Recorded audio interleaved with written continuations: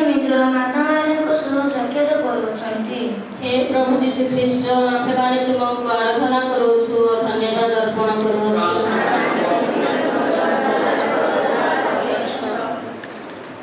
ପ୍ରଭୁ ଯୀଶୁ ଭାରି କ୍ରୁଶ ଧରି ଥକିଯିବା ବେଳେ ପ୍ରଥମ ଦିନରେ ନିଜ ଦୁଃଖିତା ମାତାଙ୍କୁ ଭେଟିଲେ। ଯୀଶୁ ଓ ମାରିଆ ପରସ୍ପରକୁ ଚାହିଁଲେ।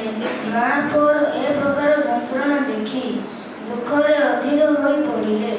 ତାହାଙ୍କର ହୃଦୟରେ ଯେପରି ଛୁରୀଟିଏ ଗଳିଗଲା। ପ୍ରାର୍ଥନା।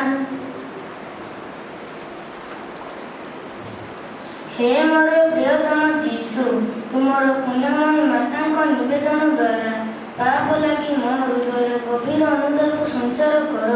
ତାହା ହେଲେ ମୁଁ ମୋର ଜୀବନ କାଳରେ ପାପର ପ୍ରାୟଶ୍ଚିତ ସାଧନ କରି ମରଣ ସମୟରେ ତୁମର କୃପା ଯୋଗ୍ୟ ହୋଇପାରିବି। हे आम्हांक स्वर्गस्थ पिता, तुम्हारा नाम पूजित हो, तुम्हारा राज्य आसो, जैसे स्वर्ग रे से परी मर्त्य रे तुम्हारी इच्छा पूर्ण हो।